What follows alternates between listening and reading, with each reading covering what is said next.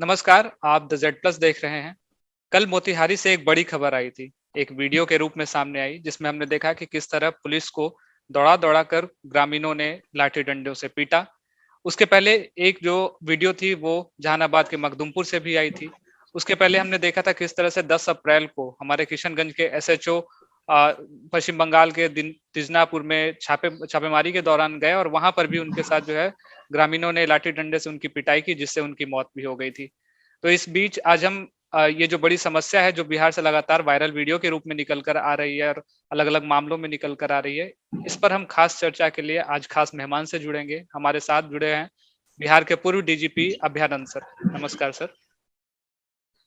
नमस्कार sir sir हमने देखा किस तरह से ये जो 3 अलग-अलग मामले हैं। पहला जो बहुत रिसेंट से शुरुआत करें तो मोतिहारी, उसके पहले जहानाबाद का मखदुमपुर, उसके पहले किशनगंज और फिर अगर हम ब्यूरोक्रेट्स की साइड जाएं या फिर हम अधिकारियों के साइड जाएं तो त्रिपुरा के डीएम को भी हमने देखा था किस तरह से शादी विवाह में पहुंचकर उन्होंने थप्पड़ जड़ने का काम किया था। उसके बाद हमने छत्तीसगढ़ से एडीएम साहब को भी देखा था और फिर बिहार से भी कुछ ऐसी तस्वीरें आई हैं।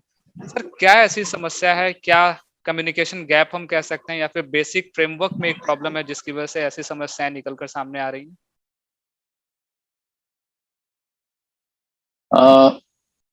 विषय जो आपने चुना है, मैं आपको दाद देता हूं कि इस विषय को आपने ऑब्जर्व किया है जी सर। और चुना है कि इसको डिस्कस करें। मैं भी जब तक नौकरी में था तो अपने को चूंकि एक पुलिसमैन मानता था भी। जी तो जो वायलेंस होता था पुलिस के खिलाफ या पुलिस के द्वारा, जी ये दोनों में मुझे प्रशासनिक इश्यूज नजर आते थे। जी रिटायरमेंट के बाद जब मैंने और भी शांति से इसको देखा तो एक प्रश्न मन में आया कि क्या दो पक्षों में से एक पक्ष जब प्रशासन होता है तभी वायलेंस होता है, या दोनों साइड में जब प्रशासन दोनों में से किसी साइड में नहीं रहे जी तो वायलेंस नहीं होता हो। और मेरा उत्तर था, जो अवेलेबल मटेरियल था नेट पर या अदरवाइज, कि वायलेंस जनरली इंक्रीज कर गया है। वायलेंस सामान्य रूप से समाज में बढ़ गया है। मैं आपको एक छोटा सा एग्जांपल बताता हूँ। एक जर्नलिस्ट ही थे, जी ऐसे ही कैजुअली बात हो रही थी, तो उन्होंने कहा कि सर मेरा बेटा 6 साल का है जी और उसको मैं अगर डांटता हूँ कोई गलत काम करने पर तो वो वापस पलट करके मुझे डांटता है, जो मैं अब जब छोटा था तब ये सोच भी नहीं सकता था कि ये होगा। और वो ऐसी कड़वी बात बोल देगा कि उसका जवाब भी नहीं दे पाएंगे हम 6 साल की उम्र में। जी तो आप जनरली नोटिस करेंगे कि समाज में एक्साइटमेंट ज्यादा हो गया है। लोग अपनी भावनाओं को नियंत्रित नहीं रख पाते हैं और हर तरह के रिलेशनशिप में, वो माँ बेटे का हो, बाप बेटे का हो, भाई भाई का हो, जी इसमें वायलेंस बात बात पर हो रहा है। सड़क पर आप जाइए, रोड रेज आम बात हो गई है। अगर जी भीड़ में किसी की गाड़ी दूसरे में टच कर जाए तो एकदम उतर के आके झगड़ा तो हो ही जाना है वहां पर। जी ये इशू समझना ज्यादा आवश्यक हो गया है और इसी से मुझे लगता है कि जिन बातों की ओर आप ध्यान दे रहे हैं या दिलाना चाह रहे हैं जी वो भी समझ में आ जाएंगी। और इस पे काफी वर्क हुआ है। तो अगर डिस्कशन का पैमाना आप बड़ा करेंगे तो शायद बेटर रिजल्ट्स मिलेंगे इस डिस्कशन में। जी सर मैं लॉकडाउन की अगर बात करूं क्योंकि ये जो घटना हुई है इससे मैं डॉट से डॉट्स अगर मिलाता चलूं तो मैं रिसेंटली लॉकडाउन की बात करता हूं कि किस तरह से जब लॉकडाउन का पहला दिन था हमने देखा था सड़कों पर जब बिहार के तमाम आला अधिकारी उतरे थे उस समय भी हमने एक तस्वीर देखी थी कि चूंकि वो लॉकडाउन का पहला दिन था बहुत लोगों को इसकी जानकारी भी नहीं थी, किस तरह से गाइडलाइंस को फॉलो करना है इसकी जानकारी नहीं थी।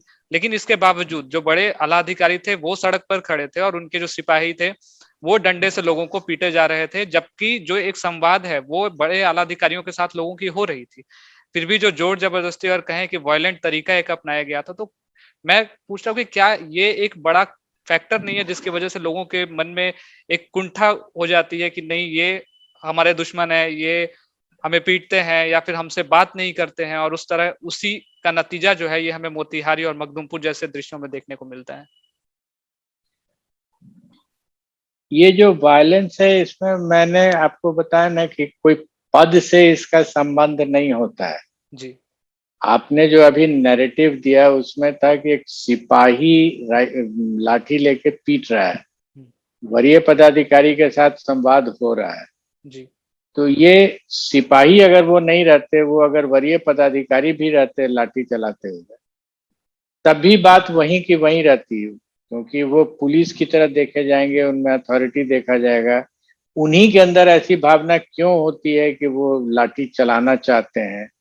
क्या बिना लाठी चलाए हुए काम नहीं हो सकता है? बिल्कुल। तो ये क्वेश्चंस को हम अपने ओपनिंग रिमार्क में जो हमने बात कही है आपसे, जी। कि अगर हम कोशिश करें समझने का कि ये समाज में आम हो गया है, ये सिर्फ अथॉरिटी वर्सेस सिटीजन की बात नहीं रह गई है। जी। ये इवन आप गौर करेंगे कि परिवार के अंदर एक बच्चा कोई चीज खाना चाहता है और उसको खाने को नहीं मिल रहा है, तो he can throw up tantrums, वो घर में तहलका मचा के रख देगा, जो पहले शायद इतना नहीं होता था। ये शो करता है कि हमारा बिहेवियर जो है, हमारे जो अंदर में जो शक्ति है, जो फूड के कारण आती है, food is a major player in this. जी। जितनी हमने पढ़ाई की है रिटायरमेंट के बाद, उसमें मैंने पाया है कि ये जो बायोलॉजिकली बोलेंगे एपिजेनेटिक इश्यूज आते हैं, और भोजन भोजन से ये अफेक्टेड होता है। हमारे सोचने की शक्ति जो है वो भोजन से अफेक्टेड होती है। तो अगर उस लेवल पर आप डिस्कशन करेंगे तो you may get good answers. Otherwise जो टिपिकल होता है कि अथॉरिटी है, अथॉरिटी तो पीट रही है, तो जो जिसके पास नहीं अथॉरिटी वो भी पीट रहा है। इसका मतलब कि पीटने का संबंध सिर्फ अथॉरिटी वर्सेस नॉन अथॉरिटी की बात नहीं रह गई है, दो फ्रेंड्स में हो जाता है। जी। एकदम चल रहे हैं और एक धड़ल्ले से स्टार्ट हो जाएगा दो फ्रेंड्स के बीच में, और ऐसा होगा कि फिर मरने मारने की बात आने लगती है। तो ये क्यों हो जाता है? This requires a better understanding of things than just ये डीएम साहब हैं इसलिए हो गया। ऐसे मेरा अपना मानना है कि जो अथॉरिटी में है उसके ऊपर ज्यादा बड़ा दायित्व है कि वो अपने को नियंत्रित रख सके। पब्लिक उसको पीटती है, उसका भी एक मेरा थियरी है, क्यों पब्लिक उत्तेजित हो जाती है। मेरा अपना थियरी है जिसको हमने प्रैक्टिस किया था नौकरी में, वो मैं आपके साथ शेयर कर सकता हूँ। मेरा थियरी ये है कि आप जब किसी जिले में जाते हैं और डीएम हो, एसपी हो, इवन थानेदार हो, तो आपके घर पर शिकायतकर्ता आते हैं मिलने के लिए और अपनी शिकायत लेके आते हैं। जी। तो उसको मैं मानता था कि ये अतिथि हैं, वो आएगा चूंकि, और वो बिना बुलाए हुए आता है। अगर आप उसके साथ अतिथि वाला व्यवहार नहीं करेंगे तो वो दुखी होके जाएगा। जी। और जब आप लॉ एंड ऑर्डर को हैंडल करने जाएंगे, जिस तरह की घटना आपने बताई है भी, तो आप उस व्यक्ति के घर में जा रहे हैं और अब इस बार आप अतिथि हैं, क्योंकि आप उसके घर पर गए हैं। आप सड़क पर आते हैं किसी मोहल्ले में, तो वहां पर वो मोहल्ला जो लोग वहां रहते हैं वो उनका घर है और आप वहां अतिथि होके गए हैं। जी। बिल्कुल। तो अगर आपने उस अतिथि के साथ उसके समय में अच्छा व्यवहार नहीं किया था, तो आप वैसा ही व्यवहार एक्सपेक्ट कीजिएगा जब आप उसके घर में, उसके मोहल्ले में, उसके सड़क पर जाइएगा, तो फिर वैसे ही व्यवहार आप भी एक्सपेक्ट कीजिए, क्योंकि आपने बढ़िया व्यवहार नहीं किया। जी। ये थियरी, इसी थियरी पर हमने अपनी नौकरी निभाई थी कि वो मेरे घर जब आएगा तो मेरा अतिथि है, तो हमको अतिथि की तरह बिहेव करना पड़ेगा। और हम तब एक्सपेक्ट कर सकते हैं कि जब हम उसके घर में जाएंगे किसी भी कारण से, लॉ एंड ऑर्डर हैंडलिंग ही कारण हो सकता है, तो मैं एक्सपेक्ट करूंगा और मुझे मेरा एक्सपेक्टेशन मिला है पूरे 37 साल की नौकरी में। Majority of the time, 99.9% time में I have received the same treatment which I meted out. हमने उनको जो ट्रीटमेंट दिया था वही ट्रीटमेंट मुझे भी मिलता है। जी ये मेरा अपना कॉन्सेप्ट था जिसको मैंने यूज किया। जी सर, ये जो आपका कॉन्सेप्ट है ये मैंने आगे के सवाल के लिए रखा, लेकिन अच्छी बात है कि आपने पहले ही बता दी। सर एक मैं बात करूं, अगर इसको मैं साइकोलॉजिकल वे, जिस तरह से आप बता रहे हैं, अगर मैं इसे साइकोलॉजिकल वे में लेकर के जाऊं, तो किसी भी कहा सुनी का एक बहुत बड़ा आधार होता है कम्युनिकेशन। अगर हम कम्युनिकेट करें बेहतर ढंग से, तो शायद ये जो बीच में एक टेंशन निकल कर आती है उसका समाधान हो जाता है। तो अभी फिलहाल के जो लॉ एंड ऑर्डर है उसमें कम्युनिकेशन को आप किस तरह से इम्प्रूव होता देख सकते हैं, या फिर क्या एक अहम फैक्टर है जो ये कम्युनिकेशन निभाती है इस पूरे लॉ एंड ऑर्डर में? Communication is a good word that you have used, but इसका मीनिंग मुझे व्यापकता में ज्यादा दिखना चाहिए, दिखता है। Communication is not only through words. या कम्युनिकेशन आपके एक्सेंट से भी होता है। जी जैसे अगर मान लीजिए थोड़ा भीड़ खड़बड़ा गया है किसी कारण से, और आप वहां पहुंचे और आपने पहुंचते के साथ डंडा चलाना शुरू कर दिया। जी आपको यही नहीं पता है कि भीड़ उत्तेजित क्यों हो गई है। भीड़ में भी कई बार मैंने, जो मेरा तजुर्बा हुआ है वो ये कि भीड़ में बहुत लोग रहते हैं, तो जब भीड़ एक जगह पर उत्तेजित होती है तो पीछे तक उसका इफेक्ट आता है, और वो बहुत से लोगों को पता ही नहीं चलता है कि आगे हुआ क्या कि इतनी उत्तेजना हो गई है। आप गौर करेंगे, अगर किसी ट्रैफिक जाम में फंस गए तो आप उतर के पूछते हैं कि भैया आगे हुआ क्या है कि ट्रैफिक जाम हो गया है, जी because you do not know. और उसी समय अगर मान लीजिए ईंटा विंटा चलने लगे तो आपको तो कुछ पता ही नहीं है कि ईंटा चल क्यों रहा है।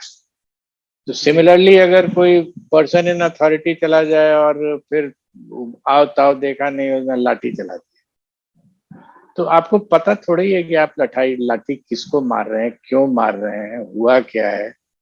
It is much better to first understand क्या हुआ है यहाँ। जी और हो सकता है कि अगर आपको बात समझ में आ जाए तो एक सोल्यूशन निकल जाता है उसका। इट इज नेवर एडवाइजेबल कि इमीडिएटली आप, तो ये भी कम्युनिकेशन का पार्ट है। आप बोल कुछ नहीं रहे हैं, जी द आप ये फैक्ट कि लाठी नहीं चला दे रहे हैं तुरंत, ये भी एक कम्युनिकेशन का तरीका है। जी। तो हमने इस बारे में जानकारी लेने की कोशिश की कि क्या ऐसा मसला है जिसकी वजह से ये सारी परेशानियां निकल कर आती हैं, और अभयानंद सर ने जैसा कि बताया कि ये एक साइकोलॉजिकल वे में जाता है कि लोग जो है इमोशंस को अपने हैंडल नहीं कर पाते हैं, और उस पर कम्युनिकेशन पर भी एक प्रभाव डालते हुए सर ने बताया कि किस तरह से जो कम्युनिकेशन है वो दोनों तरफ से होना चाहिए, और एक कम्युनिकेशन का व्यापक जो असर है वो देखने को मिलना चाहिए। आपका बहुत-बहुत धन्यवाद सर, हमारे साथ इस मुद्दे पर जुड़ने के लिए। Thank thank you. You sir, thank you sir.